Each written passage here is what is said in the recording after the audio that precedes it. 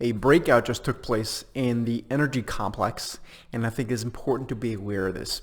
So let's have a bit of a step back in the bigger sense from a macro perspective before we look at the actual trade in the energy space, where again a breakout literally just occurred. The question, of course, is it here to stay, and do we have higher to go? So let's have a look at the chart. One of the important components of the energy space, of the energy equity space, is the price of oil. There's a lot of correlation, not only in terms of the individual equities within there, but also algorithms playing the correlation game between oil and energy and related stocks. Not all energy stocks, of course, are in the oil business, but it is a big component. So if you look at the price of oil here, this is a longer term chart of the oil futures. I'm going to just zoom in over the past few years using a weekly chart. And you can see that we obviously had a big breakdown in the price of oil in the February-March time period when we had the global shutdowns of the economies, at least in the Western Hemisphere.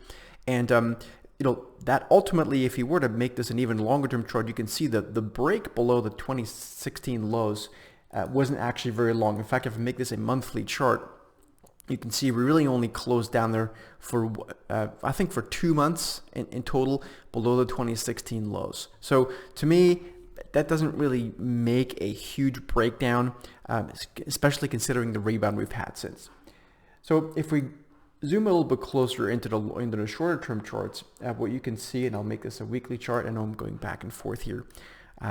From a purely technical perspective, you can see there may be more mean reversion to do. And one of the mean reversion points we want to look at here is that red line. That's your 200-week moving average.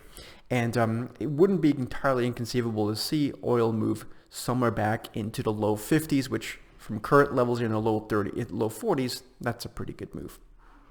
So if we now look at the actual energy equity space, then the picture here is somewhat different, has some resemblances in terms of the chart of oil, but really the point here is what we are seeing from a trending perspective. So here we're focusing on the more near term, and I want you to focus on that red line on your screen. That's your 200-day moving average. And you can see that we've had, this XLE, by the way, is the ETF. XLE has had a pretty good struggle with the 200-day moving average. It failed to get above it in April 2019, same in December of 2019, August of 2019, December 2019, and then it really broke down. We got back towards that area on the rebound in June, and then we took another dip. And now for the first time since breaking above it in April 2018, above the 200-day, we are breaking back above it again. And this literally just happened.